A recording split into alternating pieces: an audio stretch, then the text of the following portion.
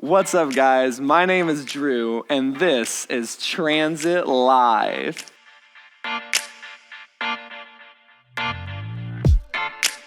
Hey everyone, I'm so happy that you all are joining us on this edition of Transit Live. Thank you to everyone who is tuning in.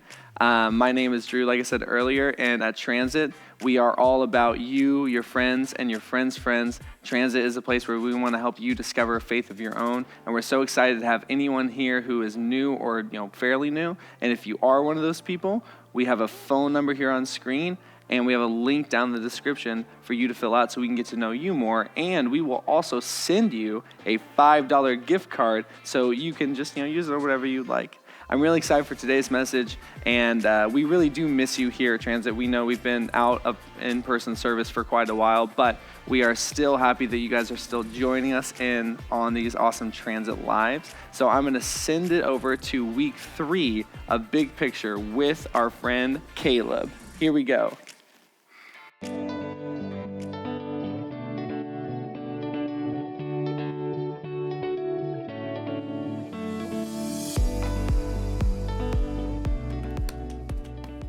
Boom. Circus, hire me. What's up, guys? I am so glad you joined us this week because we're right in the middle of a series called Big Picture. We've been talking a lot about how in life sometimes we miss the bigger picture. We see things only from our perspective, which means we only see one part of the story. And that causes us to miss the rest of what might be happening, the bigger picture. Before we jump in today, let me start by asking you a really important question. How often do you do the right thing? Think about that for just a second. How often do you know the right thing to do and actually choose to do it? I think so many of us would admit that there's at least a few decisions we can look back on and say that we knew the right thing to do and still did the opposite. I mean, I know I have. That reminds me. So I'm in middle school, right? And you guys know you get tons of homework and tons of tests and quizzes that you've got to study for, and it's a lot to do, but I made a mistake. Just this one time. No, that's a lie. I made a lot of mistakes. But this one time, I was swamped with work and I just didn't know how I was gonna get it all done, so I made the wrong choice to cheat. I had a friend who was really great at staying on top of things and doing their homework, so I asked, hey, can I borrow that worksheet that you did and take it home and just maybe compare answers and copy all of your answers?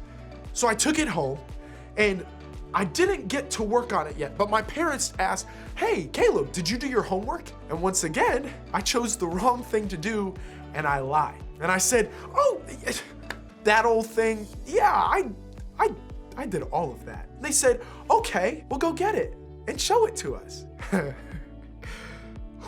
Wow, I was on my way to get my homework when I literally passed out. Guys, I'm telling you, I was so stressed out from doing the wrong thing and lying that I was walking to my backpack and I dropped. Needless to say, I got found out. I had to go apologize to the person I cheated off of. I had to apologize to my parents. It was a mess. Can we all agree on just one thing today? Doing the right thing isn't always easy. Sometimes choosing to do the right thing means not choosing fun or the exciting or most popular thing, the thing we actually want to do. That can make choosing the right thing in any situation a really hard choice to make. Honestly, I think that's because doing the right thing usually costs us something. Think about it. Okay, so you know the right thing is to be honest with your parents, coaches, or teachers, but if you are, you'll get in trouble for what you did. Doing the right thing will have a consequence or punishment, and that will definitely cost you something. Or you know the right thing is to babysit your siblings when your parents ask, but you honestly just don't feel like dealing with them. You'd rather throw a box of Cheerios, lock yourself in your room, watch Netflix, and let them figure it out. Doing the right thing will cost you that freedom.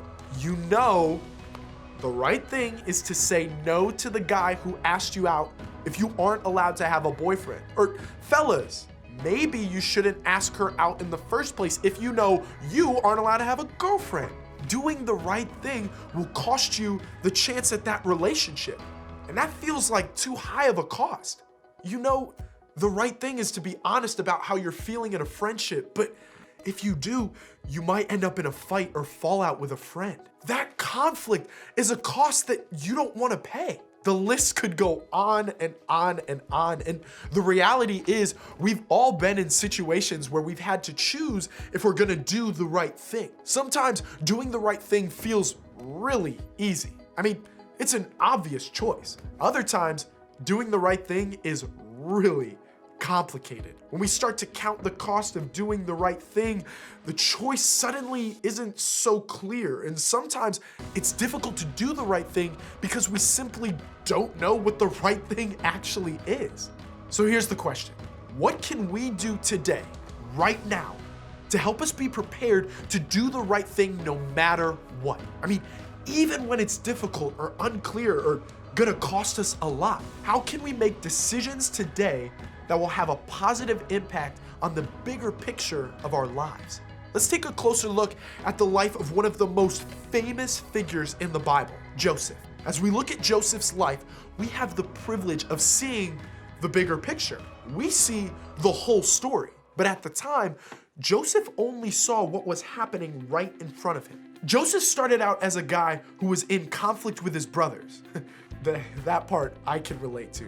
I mean, you know how like I maybe took my older brother's shirt, but he took the last piece of garlic bread, and that's a bigger deal. Or maybe my little brother, he slept in my bed because it's bigger when I was out of town. But like, I mean, I guess I stole shotgun, the front seat of the car.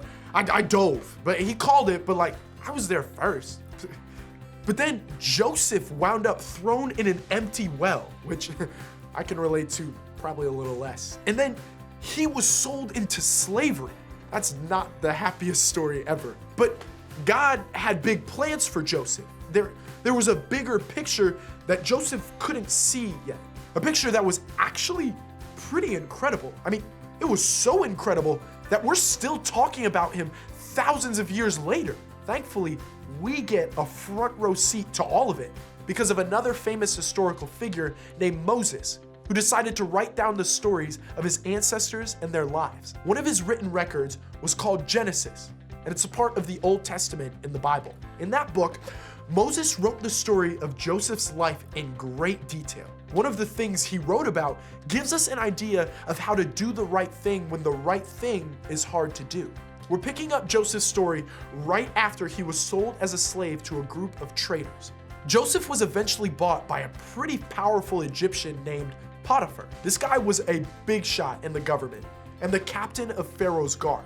Now, after some time working for Potiphar, Joseph was put in charge of Potiphar's entire house and everything he owned. So even though Joseph was in a bad situation, things seemed to be turning around for him, right? Well, this is where the story starts to take a turn. Just look at what happened next. Now, Joseph was well built and handsome. And after a while, his master's wife took notice of Joseph and said, "Come to bed with me." Wait, what?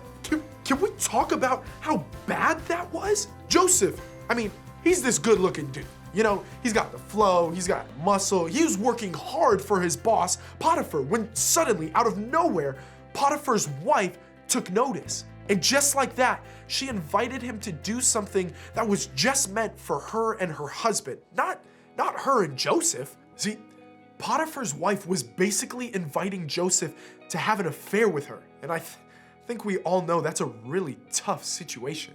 Now, let's talk about this like it happened now, just for a second. This is like your best friend's boyfriend or girlfriend texting you, or they DM you or Snapchat you, and they ask you to hang out on the side. I mean, sure, they might be really cute, but they're with your bestie, your dude, your dudette, your homie, your fella, your person, not you. So having them ask you to sneak around and hang out on the low isn't a great situation for you to be in, right? It's an invitation to do something you know isn't right. And the same was true with Joseph. There was a lot at stake here. He could have easily given in to the temptation Potiphar's wife presented him. He could have let the invitation go to his head. He could have considered what he could have gotten away with and decided, maybe I'll give it a shot. But all of that, all of those little choices that ultimately could have led to him having this affair with Potiphar's wife, well, they would have cost Joseph something. And Joseph, he was trying to do the right thing. So he decided to take a different route, but he refused. With me in charge, he told her, my master does not concern himself with anything in the house. Everything he owns, he has entrusted to my care. No one is greater in this house than I am. My master has withheld nothing from me except you, because you are his wife. How then could I do such a wicked thing and sin against God? And though she spoke to Joseph day after day, he refused to go to bed with her or even be with her. Instead of giving in to Potiphar's wife, Joseph decided to do what was right. Not just one time, but over and over and over again. Every time Potiphar's wife came to Joseph with the same invitation, Joseph made the choice to do the right thing. I mean, that's awesome. You'd think that because Joseph made the choice to do the right thing, everything just worked out great. This right choice was so obvious and clear that you'd think it wouldn't cost Joseph much. You'd think it would all work out great. But believe it or not, doing the right thing eventually wound up costing Joseph his freedom. You see, sometime later, Potiphar's wife came to Joseph again with her inappropriate invitation. Only this time, she actually grabbed his cloak. Joseph tried so hard to do the right thing. My man shimmied out of his cloak and he took off running. He just left his cloak behind in her hands. Now, because Potiphar's wife obviously did some sketchy things, she told everyone that Joseph pursued her. She said that when she screamed for help, Joseph ran and left his cloak behind. I mean, of course, Potiphar wasn't happy when he heard this story, so he threw Joseph in prison.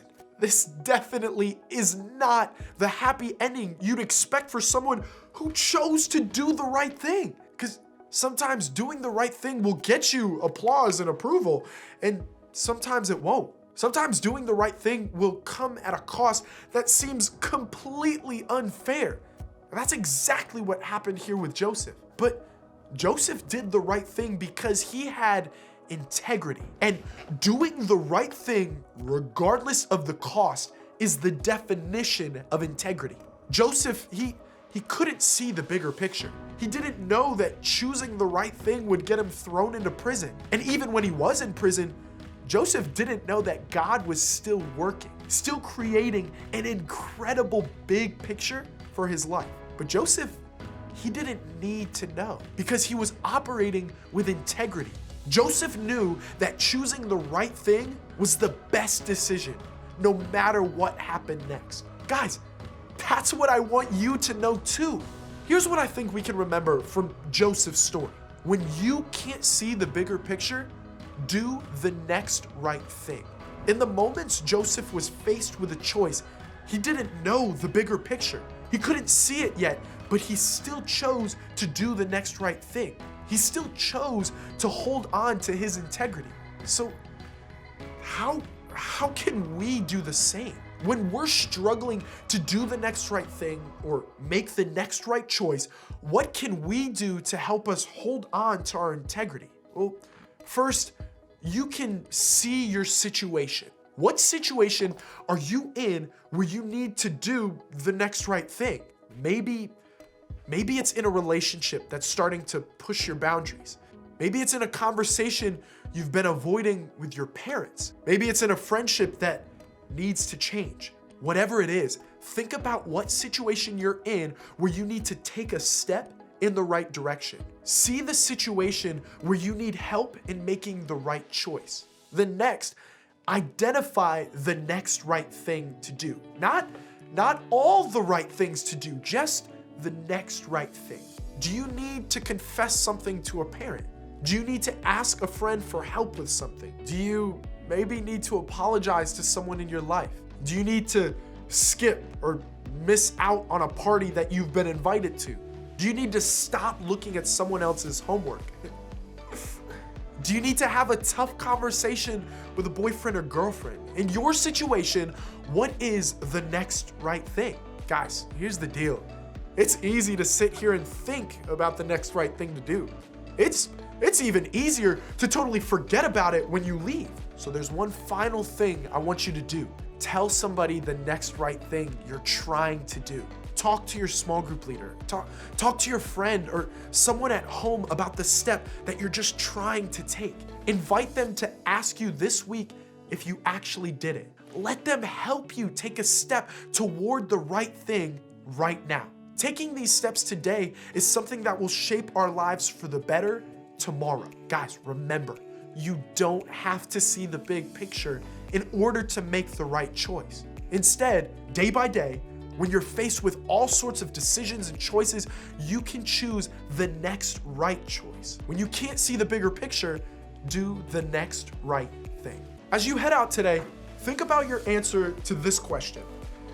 In what situation do I need to do the next right thing? I should probably go pick up those apples.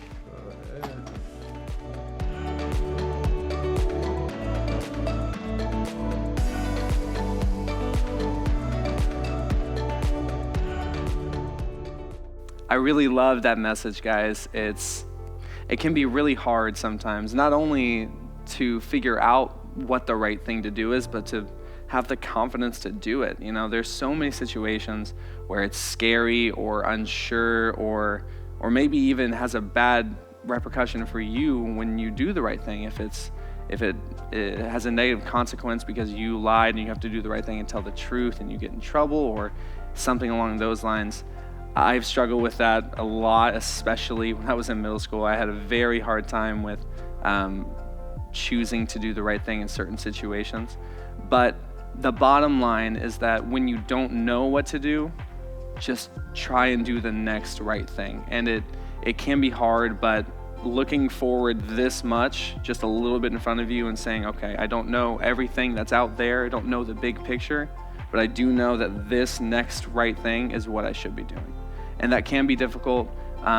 It's a lot easier to make those decisions when you have support from people around you, which is why we love our small groups. And we would love for you guys to continue this conversation in those small groups. If you don't have a small group, we would love for you to get paired up with one. So either text the number that's here on screen or hop down on the link in the description. Those groups are amazing to be able to say how you feel about things and maybe talk through things you're having a hard time with. And we love the amazing things that come out of those groups. So thank you to everyone for joining us on this week of Transit Live. We hope to see you again next week.